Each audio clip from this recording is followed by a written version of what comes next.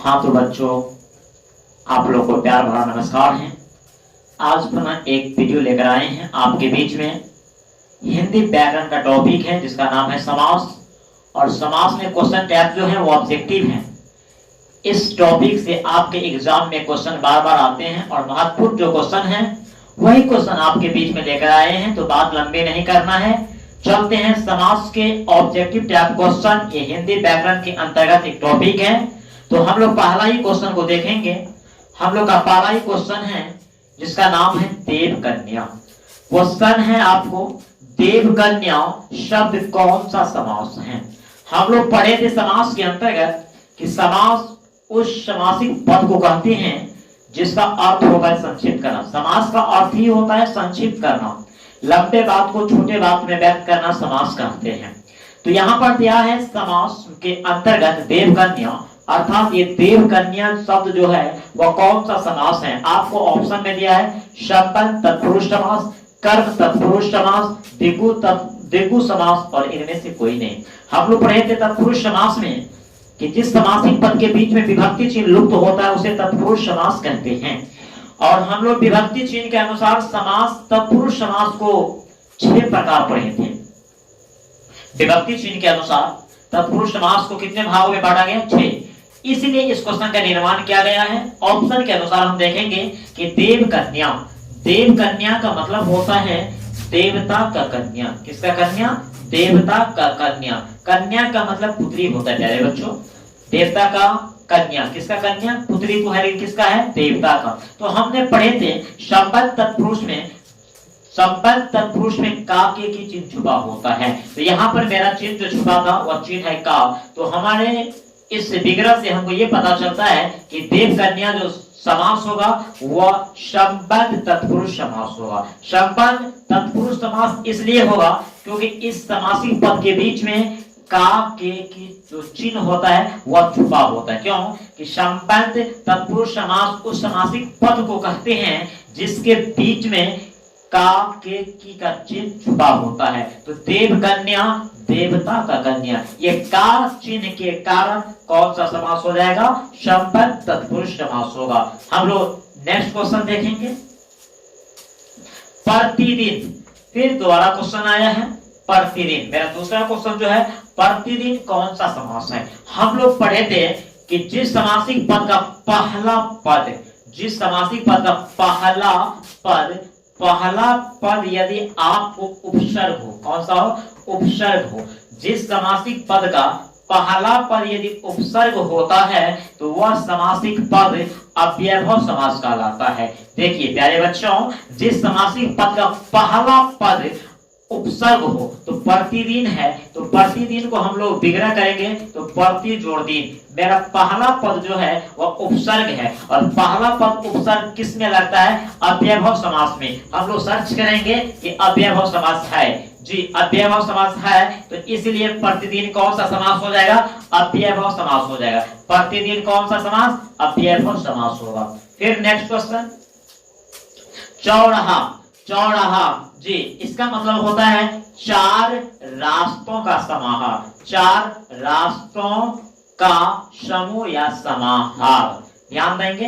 अब हम लोग पढ़े थे कि जिस समासिक पद का पहला पद संख्यावाची होता है, जिस समासिक पद का पहला पद संख्यावाची होता है तो उस समासिक पद को द्विगु समास कहा जाता है। चौराहा, इसका मतलब होता है 4 रास्तों का समूह। जहां पर 4 रास्तों का मिलन होता है उसी को चौराहा कहा जाता है। तो जिस समासिक पद का पहला पद यदि संख्यावाची होते हैं तो उस समासिक पद को द्विगु समास कहा जाता है। फिर हम लोग नेक्स्ट क्वेश्चन देखेंगे, त्रिलोचन। त्रिलोचन में कौन सा समास है? अब ध्यान देंगे। त्रिलोचन, त्रिलोचन का मतलब होता है 3 आंख। लोचन के मतलब आंख होता है। 3 आंख वाले को त्रिलोचन कहा जाता है। तो अब ये पिछले क्वेश्चन में हम ये पढ़े थे कि जिस समासिक पद में पहला पद संख्या को सूचित करते हैं उसे द्विगु समास कहते हैं। लेकिन यहाँ पर आपको ऑप्शन में द्विगु समास नहीं है। तो हमने ये भी पढ़े थे कि जिस समासिक पद को विग्रह करने के बाद विशेष अर्थ निकलते हैं तो उस कंडीशन में उस समासिक पद को बहुव्रीहि समास कहते हैं। तो बहुव्रीहि समास उस समास को कहते हैं जिसे विग्रह करने पर विशेष अर्थ निकलते हैं। तो हमने तीन लोचन अर्थात तीन आंख जिसके पास हो, तो तीन आंख किसके पास है? शंकर के। ये विशेष अर्थ हो गया जिसको हम लोग महादेव कहते हैं जी। तो तीन आंख वाले इस संसार में है जिसका नाम शंकर है। तो त्रिलोचन ये विशेष अर्थ प्रकट करते हैं, इसलिए इसको हम लोग कौन सा समास कहेंगे? बहुव्रीहि समास कहेंगे। विशेष अर्थ प्रकट करने वाले समासिक पद को बहुव्रीहि समास कहा जाता है जी। शोरगुल नहीं करना है। ऊंच नीच में कौन सा समास है? ऊंच नीच, अब ध्यान देंगे।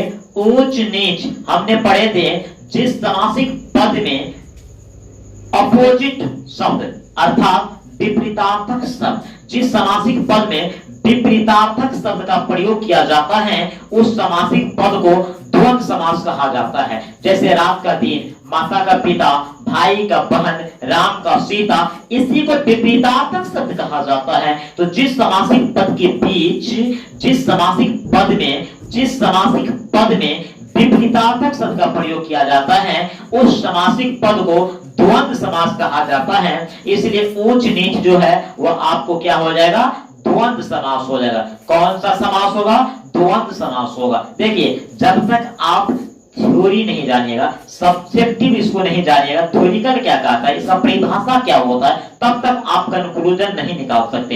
देखिए, सीधा बात है कि जिस समासिक पद में विपरीतार्थक शब्द का प्रयोग किया जाता है उस समासिक पदों को द्वंद्व समास कहते हैं। तो मेरे प्यारे बच्चों, आप लोग बने रहेंगे और एक एक बात पर विशेष ध्यान देंगे, क्योंकि एक एक बात आपको बड़ा बात सीखने को मौका देंगे। फिर हम लोग नेक्स्ट क्वेश्चन देखेंगे। नेक्स्ट क्वेश्चन है श्वेतांबर, यह किस समास का उदाहरण है? श्वेतांबर का मतलब होता है श्वेत अंबर हो जिसका, श्वेत अंबर हो जिसका। देखिए, श्वेत अंबर हो जिसका। अब यहाँ पर श्वेत अंबर का मतलब होता है, अंबर कैसा है? श्वेत। अंबर का मतलब कपड़ा भी होता है, ध्यान देंगे। अब ये अंबर कैसा है? श्वेत। अब श्वेतांबर सरस्वती जी के देखे होंगे, कपड़ा व्हाइट होते हैं। श्वेतांबर हम लोग पढ़े थे कर्मधारय समास में विशेषण विशेष का बोध होता है। यहाँ पर कपड़ा कैसा है? श्वेत है। तो यहाँ पर विशेषण का बोध हो रहा है, इसलिए इसको हम क्या कहेंगे? कर्मधारय समास कहेंगे। क्यों? क्योंकि श्वेतांबर जो होता है सरस्वती जी का लिबास होता है, वस्त्र होते हैं, लेकिन यहाँ पर बहुव्रीहि समास नहीं दिया गया है। यहाँ पर बहुव्रीहि समास नहीं है, तो यहाँ पर क्या कौन सा समास हो जाएगा? कर्मधारय समास होंगे। फिर ये बच्चों, श्वेतांबर जिसका वस्त्र श्वेत है यानी उजला है, जिसका वस्त्र उजला है। तो हमने पढ़े थे जिस समासिक पद में विशेष विशेषण उपमा उपमेय का मेल हो, जहां पर विशेषण का खास तौर पर क्या कहता है? बोध होता है। जहां पर विशेषण का बोध होता है वहां उस समासिक पद को हम लोग कर्मधारय समास कहते हैं। जैसे श्वेतांबर है, वस्त्र कैसा है? श्वेत है जी। फिर नेक्स्ट क्वेश्चन देखते हैं, रसोई घर। अब ये रसोई घर कौन सा समास है? ध्यान देंगे। रसोई घर, घर तो इनके रसोई के लिए घर, रसोई के लिए घर, रसोई के लिए घर। अब हम यहाँ पर कंक्लूजन निकाल सकते हैं, कर्मधारय यहाँ पर विशेषता का बोध नहीं होता है, यहाँ पर उपसर्ग नहीं लगा हुआ, यहाँ पर विशेष अर्थ प्रकट नहीं करता है। तो मेरे जनाब, मेरे दोस्त, जो बच गया वही आंसर होना चाहिए, क्योंकि हम लोग पढ़े थे तत्पुरुष समास। उस समास को कहते हैं जिसके बीच में विभक्ति चिन्ह छुपा होता है। तो रसोई घर अर्थात रसोई के लिए घर, रसोई के लिए घर, रसोई के लिए घर तो है, लेकिन किसके लिए है? रसोई के लिए। तो यही विभक्ति चिन्ह के लिए छुपा है। तो जिस समासिक पद के बीच में विभक्ति चिन्ह छुपा होता है उस समासिक पद को कौन सा समास कहा जाता है? तत्पुरुष समास कहा जाता है। फिर हम लोग नेक्स्ट क्वेश्चन देखेंगे, रोग पीड़ित। अब ध्यान दें, रोग पीड़ित, पीड़ित तो है क्या चीज से पीड़ित है? रोग से। रोग पीड़ित, रोग से पीड़ित, पीड़ित तो है क्या चीज से? रोग से पीड़ित, रोग से पीड़ित। फिर भी यहाँ पर विभक्ति चिन्ह आता है, रोग से पीड़ित, रोग से पीड़ित, रोग से पीड़ित। पीड़ित तो है लेकिन क्या चीज से? रोग से। यहाँ भी विभक्ति चिन्ह आते हैं, इसलिए कौन सा समास हो जाएगा? तत्पुरुष समास हो जाएगा। और यहाँ पे पूछ देगा कौन सा तत्पुरुष समास, तो करंट तत्पुरुष समास हो जाएगा। लेकिन सो तो है नहीं, सिर्फ यहाँ पर है रोग पीड़ित कौन सा समास, तो रोग पीड़ित हो जाएगा आपको तत्पुरुष समास। कौन सा समास हो जाएगा, तत्पुरुष। क्यों, कर्मधारय विशेषण विशेषता का बोध होता है, विशेषण विशेष उपमा उपमेय का भेद होता है, अव्यय में उपसर्ग का बोध होता है, बहुव्रीहि में विशेषण और विशेष अर्थ निकलता है, बहुव्रीहि में विशेष अर्थ निकलते हैं। तो ये सब तो होगा ही नहीं, इसलिए तत्पुरुष समास, क्योंकि तत्पुरुष समास में विभक्ति चिन्ह छुपा होता है। फिर हम लोग नेक्स्ट क्वेश्चन की ओर जाएंगे। चौमासा कौन सा समास है। अब देखिए, चौमासा का मतलब होता है 4 महीना। चौमासा का मतलब होता है 4 महीना का समूह। कितने महीना का समूह, 4 महीने के समूह को चौमासा कहते हैं। आप लोग देखेंगे पहला पद मेरा संख्यावाची है। हमने समास जिस समय में पढ़ रहे थे, जिस वक्त, तो हम लोग पढ़े थे जिस समासिक पद का पहला पद यदि संख्यावाची होता है तो उस समासिक पद को द्विगु समास कहा जाता है। तो यहाँ पर चौमासा है, यानी 4 महीनों का यहाँ पर बोध कराता है। तो यहाँ पर 4 एक संख्या को सूचित करते हैं, अंकित करते हैं, इसलिए यह शब्द जो है चौमासा, ये कौन सा समास हो जाएगा, यह द्विगु समास हो जाएगा। कौन सा समास हो जाएगा, द्विगु समास होगा। फिर है आज जन्म। आज जन्म, देखो आज जन्म, अब यहाँ पर हम लोग देखेंगे आज और जन्म, आज और जन्म, हमको पहला ही पद उपसर्ग आ गया। आज जन्म यानी जन्म भर, इसका मतलब होता है जन्म भर। अब ये आ उपसर्ग को दर्शाते हैं। और हम लोग पढ़े थे जिस समासिक पद का पहला पद यदि उपसर्ग होते हैं तो उस समासिक पद को क्या कहा जाता है, तो उस समासिक पद को अव्ययभाव समास कहा जाता है। आपको जब ये आपको पहला पद छोटा नजर आएगा यानी उपसर्ग नजर आएगा तो आप दिल खोल के लगा सकते हैं कि ये अव्ययभाव समास है। तो हम किस पर क्लिक करेंगे मेरे दोस्तों, अव्ययभाव समास पे। किस पे, अव्ययभाव समास। क्योंकि अव्ययभाव समास उस समास को कहते हैं जिसका पहला पद क्या होता है, उपसर्ग होता है, यानी छोटा होता है। वही इसलिए हम आज जन्म को किसके श्रेणी में ले जाएंगे, अव्ययभाव समास के श्रेणी में। तो प्रिय मित्रों, आप लोग बने रहें और एक एक क्वेश्चन को अपने दिमाग में एक्टिव कीजिए। फिर नेक्स्ट क्वेश्चन है दशानन। जी, दशानन का मतलब होता है 10 है आनंद जिसके, 10 है आनंद, आनंद का मतलब कपार होता है, 10 है आनंद जिसके।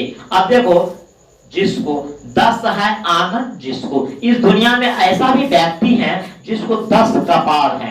10 कपार है नहीं, 10 कपार थे, क्योंकि वो है नहीं, अब थे में चला गया। भूतकाल में रावण नाम का एक व्यक्ति था, रावण नाम का एक व्यक्ति था जिसको 10 कपार थे। तो हम लोग पढ़े थे जिस समासिक पद को विग्रह करने पर, अब ये विग्रह क्या होता है, इसी को, एक खंड को, इस टुकड़े को विग्रह कहा जाता है। जिस समासिक शब्द को विग्रह करने के बाद विशेष अर्थ मुझे प्राप्त होते हैं तो उस कंडीशन में, उस स्थिति में हम उसे बहुव्रीहि समास कहते हैं। अब ये विशेष अर्थ क्या होता है, जैसे 10 है आनंद जिसको, तो इस शब्द के बदले में एक शब्द आता है रावण, इसी को विशेष शब्द कहा जाता है, यानी विशेष अर्थ कहा जाता है। तो भाई यहाँ पर आप लोग देखिए कि क्वेश्चन है कि दशानन में कौन सा समास है। तो भाई दशानन विशेष अर्थ पैदा करते हैं। लेकिन भाई हमने ये भी पढ़े हैं कि दशानन 10 है आनंद जिसके, लेकिन कंक्लूजन यहाँ पर ये निकलता है कि जिस समासिक पद का पहला पद संख्यावाची होते हैं उसे क्या कहते हैं, द्विगु समास। लेकिन यहाँ पर ये दशानन जो है द्विगु समास को नहीं दर्शाएगा, बहुव्रीहि समास को दर्शाएगा। किसको दर्शाएगा, बहुव्रीहि समास को दर्शाया जाएगा। लेकिन कबो कबो आपको बहुव्रीहि जब रहता है तो द्विगु ऑप्शन में नहीं आता है, हमें यहाँ पर सेट कर दिए। लेकिन जब ये क्वेश्चन आपको एग्जाम में पूछा जाएगा तो द्विगु समास नहीं देगा। क्यों नहीं देगा, क्योंकि यहाँ पर 10 भी एक आपको संख्या को सूचित करता है। अगर 10, क्योंकि हमने पढ़े हैं कि जिस समासिक पद का पहला पद संख्यावाची होता है उसे द्विगु समास कहते हैं। अगर इस कंडीशन में देखा जाए तो इस कंडीशन में ऑप्शन के अनुसार यदि देखा जाए तो द्विगु समास हो जाएगा। लेकिन हम लोग दशानन को हमेशा बहुब्रीहि समास के अंतर्गत रखें। यहाँ पर ऑप्शन हेराफेरी हो गया है, द्विगु समास ऑप्शन नहीं होना चाहिए, अगर होगा भी तो बहुब्रीहि समास से पहले नहीं होगा, क्योंकि इस तरीका से द्विगु समास होगा, लेकिन हम लोग का ये ऑप्शन ऐसे सेट नहीं होगा। फिर हम लोग नेक्स्ट क्वेश्चन चलते हैं, धीरे धीरे शब्द कौन समास है? अब ध्यान देंगे, जब एक ही शब्द दो बार आते हैं, जब एक ही शब्द दो बार आते हैं तो वह शब्द क्या हो जाता है? अव्ययभाव समास होता है। हम लोग पढ़े थे नोट में, अगर जिसको समझने में दिक्कत होगा आप लोग सब्जेक्टिव जाकर देख लीजिएगा, जहां हम समास कारक पढ़ाए हैं उस वीडियो को एक बार उठाकर देख लीजिएगा। उसको पढ़ने के बाद आपको एक भी क्वेश्चन नहीं छूटेगा। हमने बताए थे कि धीरे धीरे यानी रातों रात, दिनों दिन, जब एक ही शब्द दो बार आता है तो उस कंडीशन में उसे अव्ययभाव समास कहा जाता है। जब एक ही शब्द दो बार आते हैं तो उस कंडीशन में क्या कहा जाता है? अव्ययभाव समास कहा जाता है। तो हम इसको कर सकते हैं क्या? धीरे धीरे कौन सा समास है? अव्ययभाव। लेकिन हमको ऑप्शन में नहीं दिया गया है, आंसर क्या होगा? अव्ययभाव समास होगा, अव्ययभाव समास होगा। कौन सा समास होगा? अव्ययभाव समास होगा। ऑप्शन में नहीं है, आपको अव्ययभाव समास होगा। कौन सा समास? अव्ययभाव समास। पॉकेट मार, अब ध्यान देंगे, पॉकेट को मारने वाला, यानी पॉकेट को मारने का मतलब पॉकेट को आपको क्या कहते हैं? पॉकेट से सामान चुरा लेगा, यानी पॉकेट को मारने वाला, पॉकेट मारने वाला, पॉकेट मार, पॉकेट को मारने वाला को तो कर्म तत्पुरुष समास। क्यों? कि जिस समासिक पद के बीच में को चिन्ह छुपा होता है उसको कर्म तत्पुरुष समास कहा जाता है। तो पॉकेट मार, पॉकेट को मारने वाला, तो कर्म तत्पुरुष समास। कौन सा समास हो जाएगा मेरे दोस्तों? कर्म तत्पुरुष समास होगा।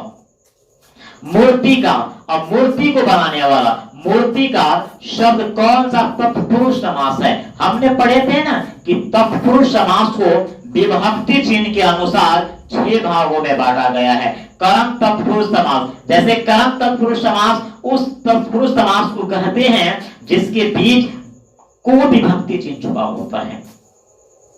कर्म तत्पुरुष समास से, कर्म तत्पुरुष समास के बीच में कौन सा चिन्ह छुपा होता है? को। जिस तत्पुरुष समास के बीच में को चिन्ह छुपा होता है वह क्या हो जाता है? कर्म तत्पुरुष समास होगा। तो यहाँ पर है मूर्तिकार, अर्थात मूर्ति को बनाने वाला। मूर्तिकार का मतलब मूर्ति को बनाने वाला, मूर्ति को बनाने वाले को कहा जाता है, मूर्ति को बनाने वाला को कहा जाता है मूर्तिकार। इसीलिए को चिन्ह के अनुसार, कौन से चिन्ह के अनुसार? को चिन्ह के अनुसार मूर्तिकार क्या हो जाएगा?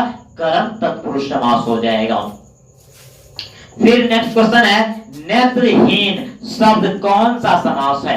नेत्र से हीन, अब ध्यान देंगे, नेत्र से हीन, नेत्र से हीन, हीन तो है लेकिन क्या चीज से हीन है? नेत्र से। तो हम लोग पढ़े थे, क्या पढ़े थे कि जिस समासिक पद के बीच में से चिन्ह छुपा होता है तो वहां पर दो है, एक करण में भी से होता है और आपादान में, लेकिन आपादान में क्या होता है? जुदा होता है, अलग होता है। समझ में आ गया? वहां से कनेक्शन टूट जाता है। तो नेत्रहीन, कर्ज मुक्त, कर्ज से मुक्त, समझा ना?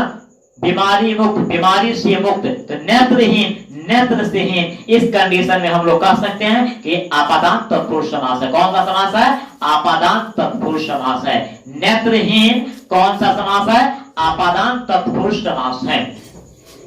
यथाशक्ति, यथाशक्ति हमने पढ़े थे, यथा जोर शक्ति, इसका मतलब होता है शक्ति के अनुसार। यथा, जब आपको जिस समासिक पद के पहला पद, जिस समासिक पद में पहला पद छोटा होगा यानी उपसर्ग होगा, उस कंडीशन में आपका जो समासिक पद होगा वह समासिक पद क्या हो जाएगा?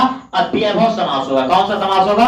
अव्ययभाव समास। यानी उपसर्ग आपको नजर आ गया प्यारे बच्चों, यदि आपको उपसर्ग नजर आ गया तो आप किसमें क्लिक करेंगे?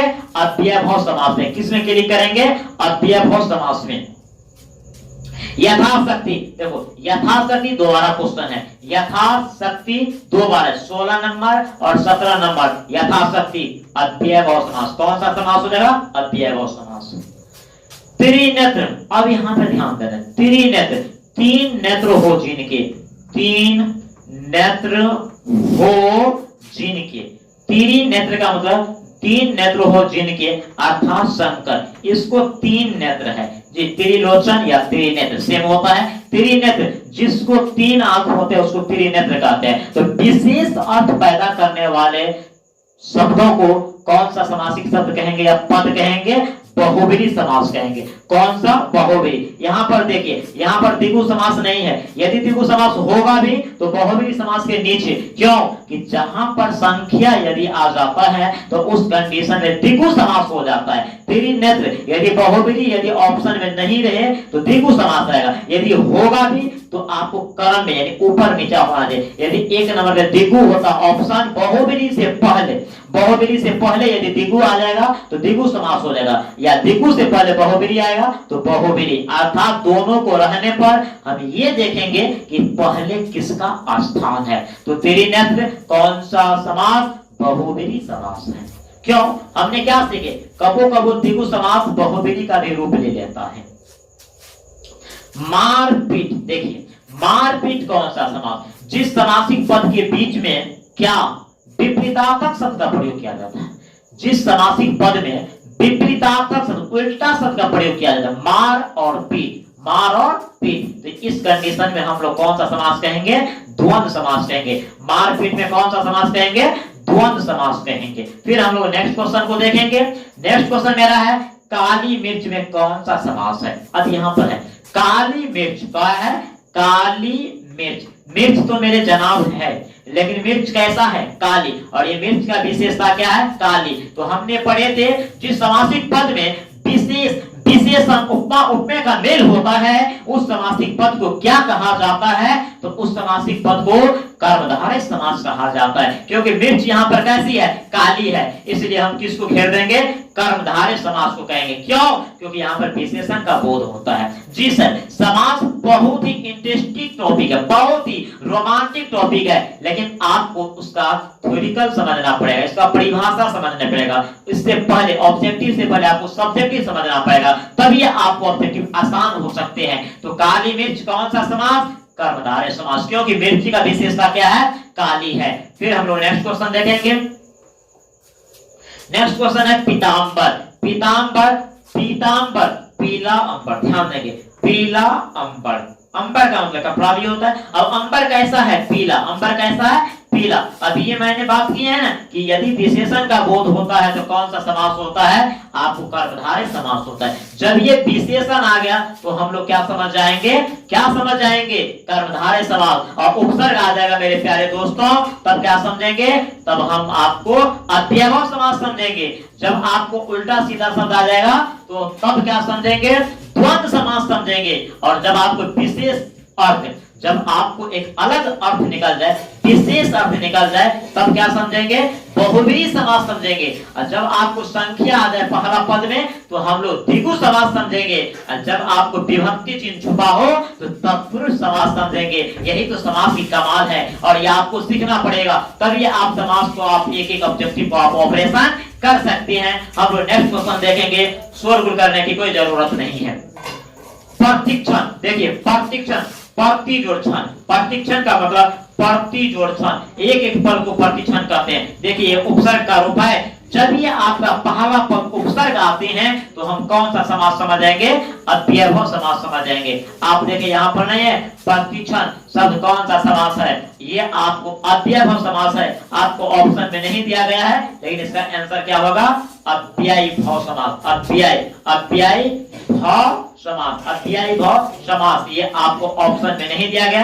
प्रतिक्षण आपको अव्ययभाव समास होगा। चित्रकार शब्द कौन सा तत्पुरुष समास है? चित्रकार शब्द कौन सा तत्पुरुष समास? कौन सा तत्पुरुष समास? चित्रकार का मतलब होता है चित्र को बनाने वाला, चित्र को बनाने वाला, चित्र को बनाने वाला को चित्रकार कहते हैं। देखो मेरे दोस्तों, कौन सा चिन्ह छुपाया? को किसका होता है? कर्म का, इसलिए कौन सा तत्पुरुष समास हो गया? कर्म तत्पुरुष समास। क्यों हो गया? क्योंकि कर्म तत्पुरुष समास में क्या होता है? को चिन्ह छुपा होता है। देखिए यदि ये हमको पता नहीं रहेगा तो हम कैसे समझ जाएंगे? क्योंकि जिस तत्पुरुष समास के बीच में को चिन्ह छुपा होता है उसे कर्म तत्पुरुष समास कहा जाता है। फिर नेक्स्ट क्वेश्चन है महापुरुष। महापुरुष कौन सा समास है? महापुरुष का मतलब होता है महान है पुरुष, जो महान हो, जो पुरुष महान होता है उसे महापुरुष कहा जाता है। अब ध्यान से, पुरुष है लेकिन पुरुष कैसा है? महान है। इसकी विशेषता क्या है? महान। पुरुष तो है लेकिन पुरुष का विशेषता क्या है? महान है। इसलिए महापुरुष कौन सा समास हो जाएगा? कर्मधारय समास हो जाएगा। कौन सा समास? कर्मधारय। क्योंकि महान हो जो पुरुष महान होते हैं उसको महापुरुष कहा जाता है। फिर हम लोग नेक्स्ट क्वेश्चन को देखेंगे। गंगा जल शब्द कौन सा समास है? ध्यान देंगे, गंगा जल, और इसका मतलब होता है गंगा का जल। गंगा का जल, यहाँ पर विभक्ति चिन्ह छुपा हुआ है। जहां पर विभक्ति चिन्ह छुपा होता है उस समासिक पद को तत्पुरुष समास कहा जाता है। क्योंकि हमने स्टार्टिंग से पढ़ते हुए आए हैं कि जिस समासिक पद के बीच में विभक्ति चिन्ह, जिस समासिक पद के बीच में विभक्ति चिन्ह यदि छुपा हो तो उस समासिक पद को कौन सा पद कहेंगे? तत्पुरुष समास कहेंगे। इसलिए गंगा जल कौन सा समास हो जाएगा? तत्पुरुष समास। कौन सा समास? तत्पुरुष समास। चंद्रमुख शब्द कौन सा समास है? चंद्रमुख, चंद्र के समान मुख, इसका मतलब हो गया चंद्र के समान मुख। चंद्र के समान मुख, मुख तो है लेकिन किसके समान है? चंद्र के समान। मुख का विशेषता क्या है? चंद्र के समान मुख, विशेषता का यहाँ पर बोध हो रहा है। मुख तो है लेकिन मुख कैसा है? चंद्र के समान। तो यहाँ पर विशेषता का बोध हो रहा है। तो जिस समासिक पद में विशेषता का बोध हो वह समास आपको कर्मधारय समास होता है। कौन सा समास होता है? कर्मधारय समास होता है। इसलिए यह कौन सा समास हो जाएगा? कर्मधारय समास होगा। फिर आपका नेक्स्ट क्वेश्चन है पंचवटी। पंचवटी, अब इसका मतलब होता है पांच रास्ता। पंचवटी का मतलब होता है पांच रास्तों का समाहार। पांच रास्तों का समाहार या समूह या मिलन। समाहार, पांच रास्तों, जहां पर पांच रास्ता मिलन होता है उस शब्द को पंचवटी कहते हैं। जहां पर चार रास्ता का मिलन होता है उसको चौराहा कहा जाता है। तो पंचवटी, पंचवटी का मतलब होता है पांच रास्तों का समूह। इसलिए इस समासिक पद में आपको संख्या छुपी हुई है, यानी पहला पद संख्या है। तो पंचवटी कौन सा समास हो जाएगा? द्विगु समास। कौन सा समास हो जाएगा? द्विगु समास। क्यों? क्योंकि पहला पद इसका क्या है? इसका पहला पद आपका संख्या को बोध कराते हैं। नील गगन, अब देखो नीला हो गगन, नील गगन, नीला है गगन, नीला है गगन। गगन का मतलब आसमान होता है। आसमान कैसा है? नीला। देखिए आसमान का विशेषता क्या है? नीला। हमने क्या बात कर रहे हैं तभी से, जहां पर विशेषण का बोध होगा वह कर्मधारय समास होगा। गगन यानी आसमान कैसा है? नीला है, तो हमारा ये क्या हो जाएगा? कर्मधारय समास हो जाएगा। बहुत ही आसान है कर्मधारय को पहचानने के लिए। बहुत सारे बच्चे को कमेंट आते हैं सर कर्मधारय समास नहीं समझ आता। अरे मेरे प्रिय मित्रों, कर्मधारय समास को समझने के लिए विग्रह कीजिए और विग्रह में आप क्वेश्चन कीजिए कि विशेषता किसका बता है, यानी विशेषण कौन है। जैसे यहाँ पर है नील गगन, नीला है गगन, यानी आसमान। आसमान कैसा है? नीला। तो हमने विशेषण में बताए थे कि रंग जो होता है वो विशेषण का काम करता है, स्वभाव जो होता है वो विशेषण का काम करता है। तो गगन यहाँ पर नीला है, यानी विशेषता शब्द नीला है, इसलिए कौन सा समास हो जाएगा? कर्मधारय समास हो जाएगा। रातों रात, रातों रात, हमने बात बार बार सभी से कर रहे हैं। जब एक ही शब्द दो बार आते हैं, जब एक ही शब्द दो बार आते हैं तो वह शब्द जो है अव्ययभाव समास होते हैं। जब एक ही शब्द दो बार आते हैं तो उसको हम लोग क्या कहते हैं? अव्ययभाव समास कहते हैं। और ये क्या हो जाएगा? अव्ययभाव समास होगा। कौन सा समास हो जाएगा? अव्ययभाव समास होगा। महारतन कौन सा समास है? देखिए महान है जो रत्न, महान है जो रत्न, रत्न का मतलब जीवन। रत्न तो है लेकिन रत्न, जेवर तो है लेकिन जीवन के साथ महान है, यानी आभूषण तो बहुत है लेकिन ये आभूषण बहुत ही महान है, इसलिए इसको महारत्न कहा गया। तो यहाँ भी विशेषण का बोध होता है। यहाँ भी किसका बोध होता है? विशेषण, यानी आभूषण तो है लेकिन ये महान आभूषण है, ये अपने आप को विशेषता को दर्शाते हैं। और जहां पर विशेषण का बोध होता है उस कंडीशन में कौन सा समास होता है? कर्मधारय समास होता है। कौन सा समास? कर्मधारय समास। क्यों? महारत्न, रत्न तो है यानी आभूषण तो है लेकिन ये महान है, थोड़ा ज्यादा है, कीमती है, यानी यहाँ पर विशेषण का बोध हो रहा है कि रत्न कैसा है? महान रत्न है, महान महान एक विशेषता को दर्शाते हैं। आमरण, आमरण देखियो, आ शब्द, आ जोर मरण, आमरण ये आपको उपसर्ग को दर्शाता है। हमने पहले ही बोले थे कि जिस समासिक पद का पहला पद छोटा होगा यानी उपसर्ग होगा, आंख मूंद के हम कह देंगे कि अव्ययभाव समास होगा। ये कौन सा समास होगा? अव्ययभाव समास होगा। जब आपको हम बात किए थे कि अव्ययभाव समास जो होता है, अव्ययभाव समास का पहला पद उपसर्ग होता है, तो उपसर्ग यहाँ पर आ है, इसीलिए अव्ययभाव समास हो जाएगा। आमरण, आचरण, प्रतिक्षण, प्रतिबल, यथाशक्ति, यथासंभव, ये सब अव्ययभाव समास है, जहां पर उपसर्ग का बोध होता है। जिस समासिक पद में उपसर्ग का प्रयोग किया जाता है वह आपको अव्ययभाव समास होते हैं। हम लोग आगे की क्वेश्चन को देखेंगे। आजीवन शब्द कौन सा समास है? आजीवन, जो कभी नहीं मरता उसको आजीवन कहते हैं। देखो आजीवन, आजीवन, जब आजीवन, देखो आजीवन, आ उपसर्ग है, आ उपसर्ग है, और जब उपसर्ग आ गया तो हम कौन सा समास कहेंगे? अव्ययभाव। जब ये उपसर्ग आया अव्ययभाव, जब विशेषण आया कर्मधारय शब्द, कर्मधारय, कर्मधारय, जब आपको उपसर्ग आ गया तो अव्ययभाव समास, जब विशेषण आ गया तो कर्मधारय समास, जब आपको विशेष अर्थ निकल गया बहुव्रीहि समास, जब पहला पद संख्यावाची निकल गया द्विगु समास, उल्टा सीधा शब्द निकल गया द्वंद्व समास। यही तो हम लोग तभी से पढ़ रहे, और विभक्ति चिन्ह छुपा हुआ है तो तत्पुरुष समास। चलिए नेक्स्ट क्वेश्चन। लंबोदर शब्द कौन सा समास है? लंबोदर। अब इसका मतलब है लंबा जोर उदर, लंबा, लंबोदर, लंबा है उदर जिसका, लंबा है उदर जिसका, लंबा है उदर जिसका। इस दुनिया में कोई ऐसा भी व्यक्ति है जिसका पेट बहुत बड़ा है, जिसका नाम है गणेश जी। देखिए विशेष अर्थ यही है, लंबोदर, लंबा है जिनका उदर। गणेश भगवान को देखते होंगे जी, इसका पेट बहुत बड़ा है इसलिए इसको लंबोदर कहा जाता है। लंबा जो उदर, उदर का मतलब पेट होता है। इस दुनिया में ऐसा भी व्यक्ति है जिसका पेट बहुत बड़ा है और उसका नाम गणेश है, उसके लिए एक शब्द का प्रयोग किया गया है लंबोदर। तो लंबोदर, लंबा है जिनका उदर अर्थात गणेश। जब ये आपको विशेष अर्थ निकल जाएगा तो हम लोग लगा देंगे बहुव्रीहि समास को। कौन सा समास होगा? बहुव्रीहि समास। सूर्य पुत्र कौन सा समास है? सूर्य पुत्र, सूर्य के समान पुत्र, ध्यान देंगे। सूर्य पुत्र का मतलब हुआ सूर्य का पुत्र। सूर्य का पुत्र जो है कर्ण को कहा गया है। सूर्य का पुत्र किसको कहा गया है? कर्ण को। ये विशेष अर्थ हो गया। देखिए पुत्र तो है लेकिन सूर्य के समान। यदि यहाँ पर बहुव्रीहि समास नहीं होता तो ये कर्मधारय समास होता, लेकिन ये बनाई है बहुव्रीहि समास के लिए। सूर्य पुत्र, सूर्य का पुत्र यानी कर्ण को सूर्य का पुत्र कहा गया है, इसलिए यहाँ पर कौन सा समास हो जाएगा? बहुव्रीहि समास हो जाएगा। सूर्य पुत्र यानी कर्ण के लिए एक शब्द प्रयोग किया गया सूर्य पुत्र, इसीलिए बहुव्रीहि समास होगा।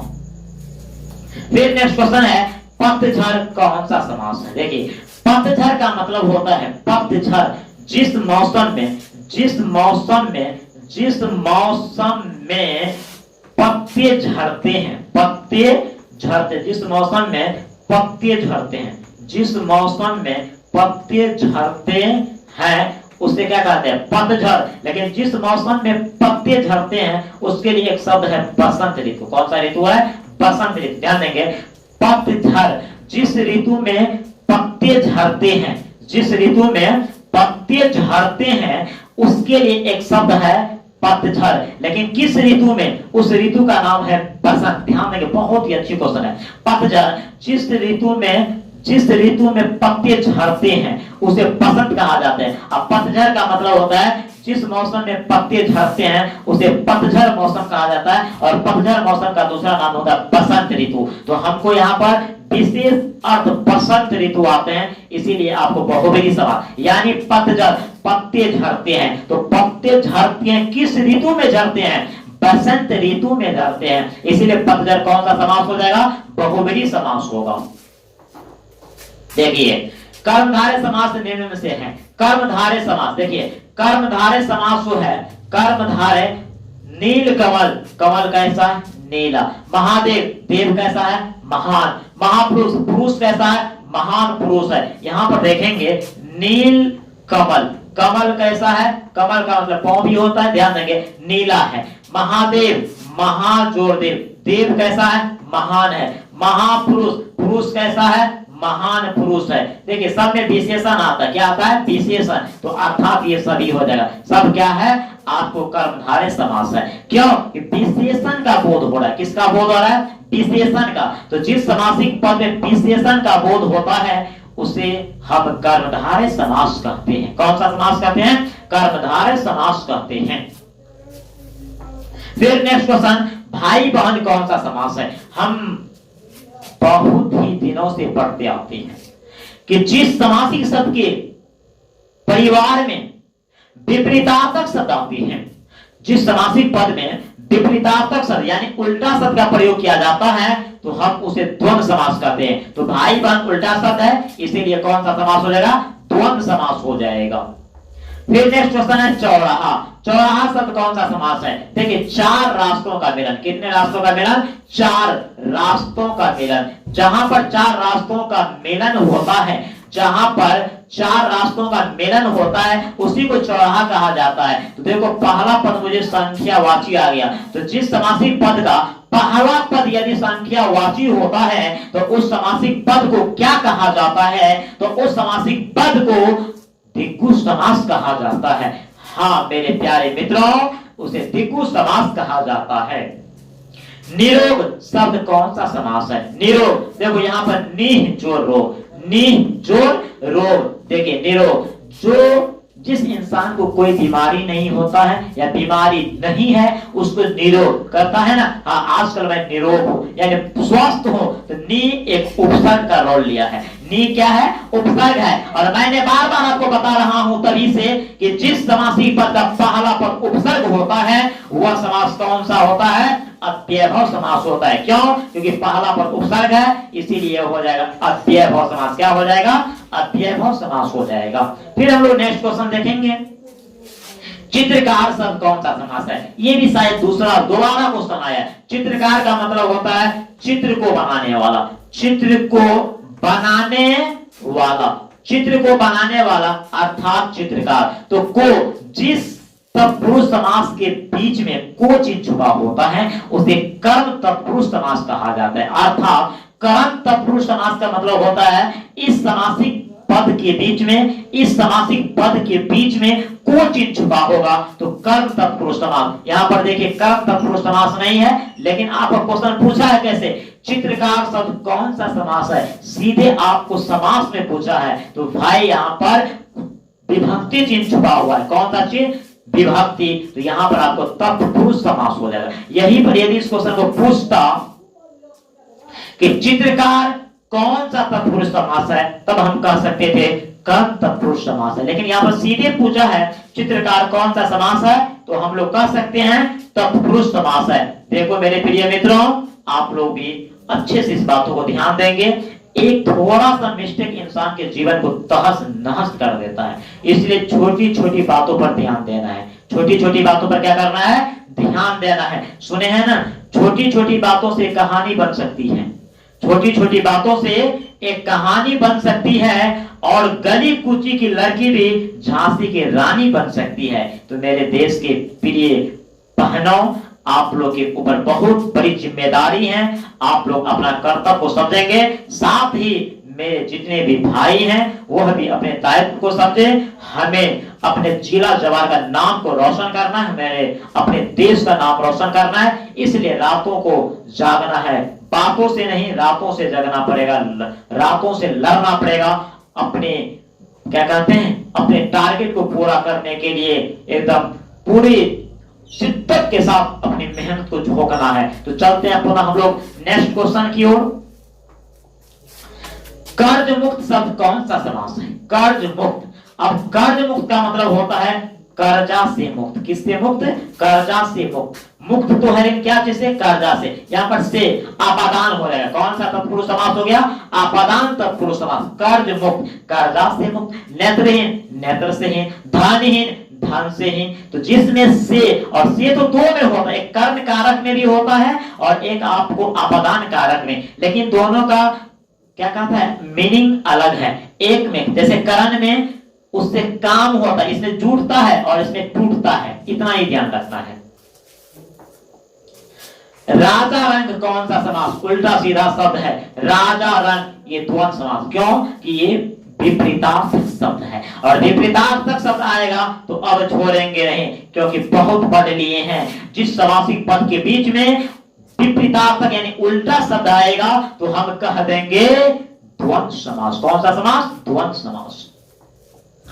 दोपहर शब्द कौन सा समास है, ध्यान देंगे। दोपहर का मतलब होता है दूसरा पहर। कौन सा पहर, दोपहर का मतलब होता है दूसरा पहर, यानी दोपहर, दूसरा पहर। कहता है ना गाँव घर में, दो पहर बीत गया, तीन पहर बीत गया, तो दूसरा पहर यानी दो पहर को दूसरा दोपहर कहा जाता है। तो यहाँ पर देखो संख्या आया, क्या आया है, दूसरा पहर, यानी दिक्कु समास। कौन सा समास, दिक्कु जी। यदि आप सब्जेक्टिव अच्छे से जानते हैं ना तो ऑब्जेक्टिव में नहीं फंसेगा। 1-2% फंस सकते हैं, तो उसको हम लोग दिमाग पे रखेंगे। फिर हम लोग नेक्स्ट क्वेश्चन देखते हैं।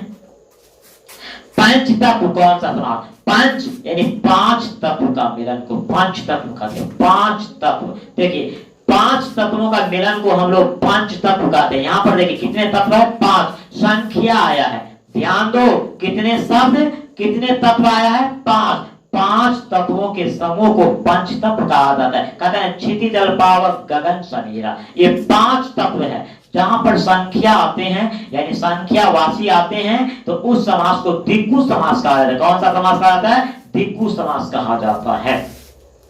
फिर हम लोग नेक्स्ट क्वेश्चन देखेंगे। देव कन्या कौन समास है। देव कन्या का मतलब होता है देवता का कन्या। किसका कन्या, देवता का कन्या जी। कन्या तो है किसका है, देवता का। ध्यान दो, विभक्ति चिन्ह छुपा हुआ है, इसलिए कौन सा समास हो जाएगा, तत्पुरुष समास। विभक्ति चिन्ह छुपा हो तत्पुरुष समास, और तत्पुरुष समास में यदि खंडित करके पूछा जाए तो हम कारक के विभक्ति चिन्ह के अनुसार उसको खंडित करेंगे। फिर नेक्स्ट क्वेश्चन, गंगा जल शब्द कौन समास है। ये क्वेश्चन दोबारा है। गंगा का जल, किसका जल, गंगा का जल। विभक्ति चिन्ह छुपा हुआ है, इसलिए कौन सा समास हो जाएगा, ये तत्पुरुष समास। मैंने क्या सीखा हूं, जिस समासिक पद के बीच में विभक्ति चिन्ह यदि छुपा हो तो तत्पुरुष समास। यदि विभक्ति चिन्ह छुपा हो तो तत्पुरुष समास। पहला पद उपसर्ग हो तो अव्ययभाव समास। पहला पद यदि उपसर्ग हो तो अव्ययभाव समास, और विभक्ति चिन्ह छुपा हो तो तत्पुरुष समास। अब पहला पद संख्यावाची हो तो दिक्कु समास, और उल्टा सीधा शब्द हो तो द्वंद्व समास, और विशेषण का बोध हो तो कर्मधारय समास, और विशेष अर्थ का बोध हो तो बहुव्रीहि समास। यही तो ट्रिक है मेरे दोस्तों। ये ट्रिक यदि आप जानते हैं तो समास को यूज चुटकी में उड़ा सकते हैं। फिर नेक्स्ट क्वेश्चन, घुड़सवार घोड़े पर सवार। घुड़सवार का मतलब क्या होता है, घोड़े पर सवार जी। घोड़े पर सवार, घुड़सवार सर कौन सा तत्पुरुष समास है, घोड़े पर सवार। हम लोग कारक में पढ़े थे अधिकरण कारक। किसी क्रिया को संपन्न होने के लिए जो वस्तु साधन के रूप में प्रयोग हो, साधन के रूप में प्रयोग हो तो वह करण कारक। लेकिन किसी क्रिया को संपन्न होने के लिए जो वस्तु आधार के रूप में प्रयोग हो, किसके रूप में, आधार के रूप में। यहाँ पर घुड़सवार घोड़े पर सवार, सवार तो है लेकिन किस पर, घोड़े पर। तो यहाँ पर घोड़ा आधार के रूप में काम करते हैं, और मेरा चिन्ह यहाँ पर में पर यानी पर है, तो ये कौन सा तत्पुरुष समास हो जाएगा, अधिकरण तत्पुरुष समास। क्योंकि अधिकरण कारक का चिन्ह होता है मेया पर, मेया पर, इसलिए घुड़सवार आपको घोड़े पर सवार अर्थात तत्पुरुष समास। और तत्पुरुष समास में कौन सा तत्पुरुष समास, अधिकरण तत्पुरुष समास। फिर हम लोग नेक्स्ट क्वेश्चन देखेंगे। गौशाला क्या है, गौशाला है।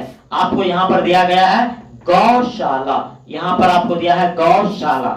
गौशाला कौन, गौशाला यानी गौ के लिए शाला। गौशाला गौ के लिए शाला, गौ के लिए शाला। शाला का मतलब घर होता है। घर तो है लेकिन किसके लिए, गौ के लिए। तो के लिए ये विभक्ति चिन्ह है। कौन सा चिन्ह है, विभक्ति चिन्ह छुपा था, इसलिए तत्पुरुष समास। गौशाला गौ के लिए शाला, गौ के लिए शाला, क्यों? क्योंकि गौशाला, गौ के लिए शाला, जहां पर विभक्ति चिन्ह छुपा होता है उस समास को तत्पुरुष समास कहा जाता है। किसी को दिक्कत? यदि आपको दिक्कत है तो आप लोग कमेंट कर सकते हैं, कोई दिक्कत नहीं, आपकी एक एक तकलीफ को बारीकी से देखा जाएगा जी।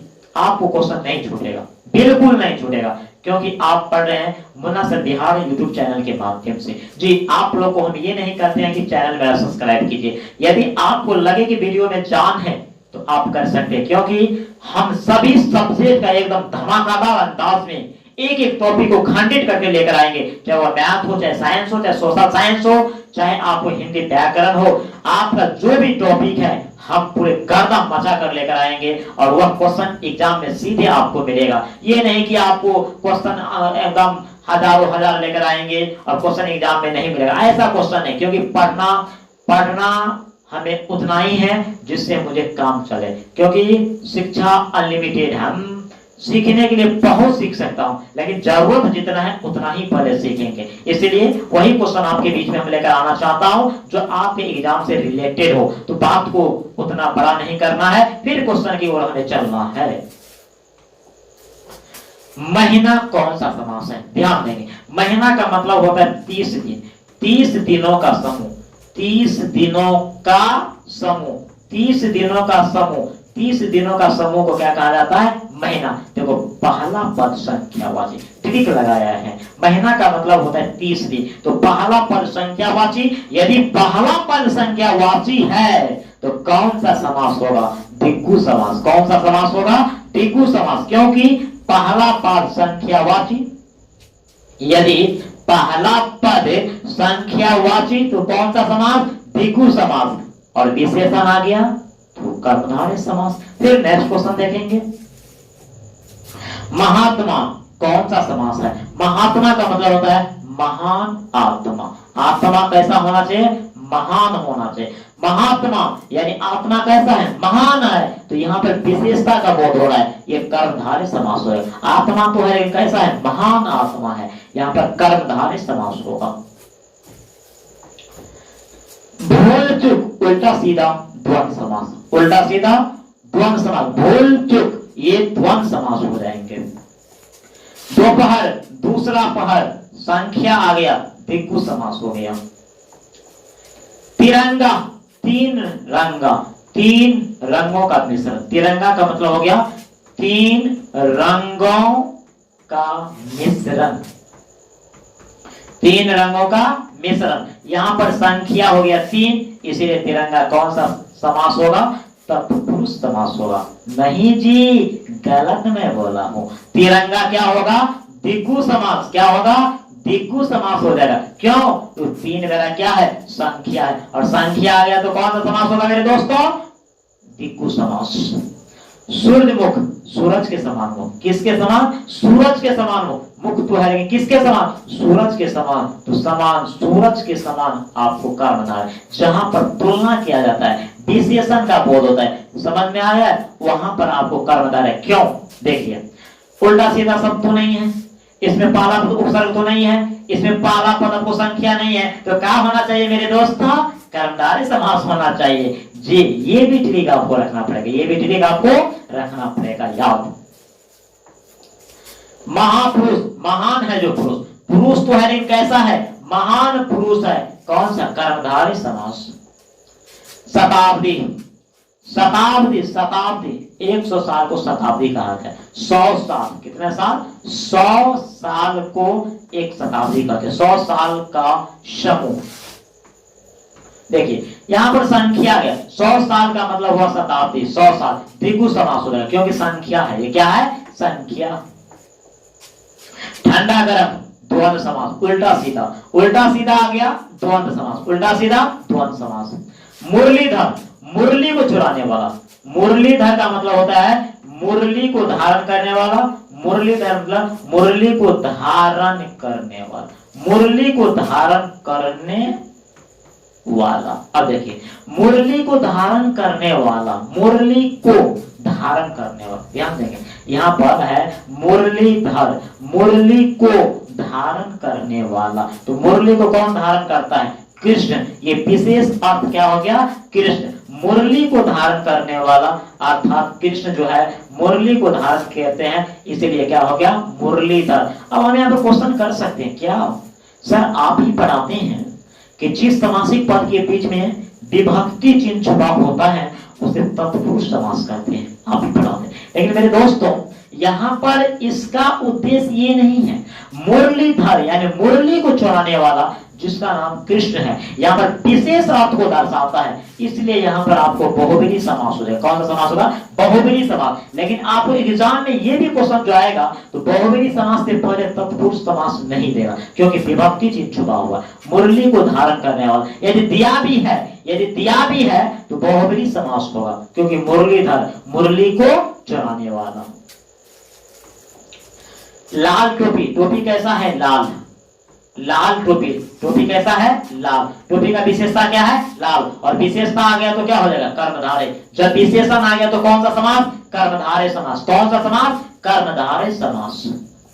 अब है विषधर, विष को धारण करने वाला, किसको धारण करने वाला, विष को। और जो विष को धारण करते हैं, विष को धारण करने वाला, विष को धारण करने वाला, विष को जो धारण करते हैं उसी को विषधर कहते हैं। ये विशेष अर्थ, और विशेष अर्थ यही है। तो विशेष अर्थ जब आ गया तो कौन सा समास, बहुब्रीहि समास। क्यों, क्योंकि विशेषण, जैसे अभी हम पढ़े थे मुरलीधर, तो मुरलीधर किसके लिए प्रयोग किया गया, जो मुरली को चुराता है, यानी मुरली को जो ग्रहण करते हैं, जिसके हाथ में मुरली हो उसे मुरलीधर। और मुरलीधर किसको कहा जाता है, कृष्ण को।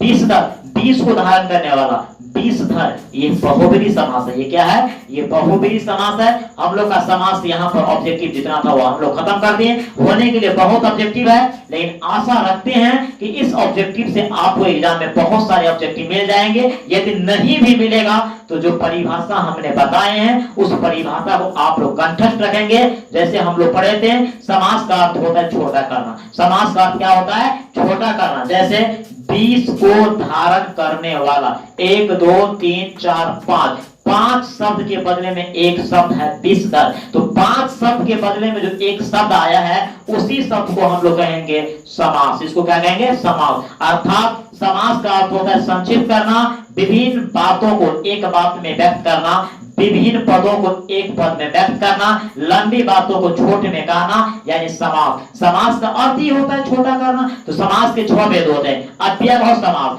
अव्ययभाव समास का पहचान होता है इसका पहला पद उपसर्ग होना चाहिए। तत्पुरुष समास, तत्पुरुष समास का पहचान होता है उसके बीच में विभक्ति चिन्ह छुपा होना चाहिए। और तत्पुरुष समास को कारक के चिन्ह के अनुसार यानी विभक्ति चिन्ह के अनुसार 6 भागों में बांटा गया है। उसके बाद होता है आपको द्विगु समास। द्विगु समास में पहला पद संख्यावाची होता है। उसके बाद होता है द्वंद्व समास। इस समासिक पद में विलोम शब्द का प्रयोग किया जाता है। उसके बाद होता है बहुब्रीहि समास, इसमें विशेष अर्थ प्रकट होता है। उसके बाद होता है कर्मधारय समास, इसमें विशेषण विशेष उपमा उपमेय का मेल होता है। तो इस तरह हम लोग प्यारे बच्चों आज हम लोग खत्म कर दिए हैं समास, समास का ऑब्जेक्टिव। पुनः हम लोग नए वीडियो में आएंगे, तब तक के लिए आप लोग के बीच से मैं विदा होना चाहता हूँ। एक बार मैं कहना चाहता हूँ कि इस वीडियो को बहुत भारी मात्रा में फैलाइए, ताकि दूसरे बच्चों जो वंचित हैं इस तरह से क्लास लेने के लिए, समझते नहीं है उसके लिए। तो मैं आप लोगों से यही रिस्पेक्ट करना चाहता हूं, यही रिक्वेस्ट करना चाहता हूं, प्रार्थना करना चाहता हूं कि अधिक से अधिक इस वीडियो को फैलाइए और आप लोग भी थोड़ा सपोर्ट कीजिए। और आपके बीच में एक से एक वीडियो लेकर आएंगे सारे टॉपिक को, जितना भी टॉपिक है। तब तक के लिए मैं आप लोग के बीच से विदा हो रहा हूं। जय हिंद, जय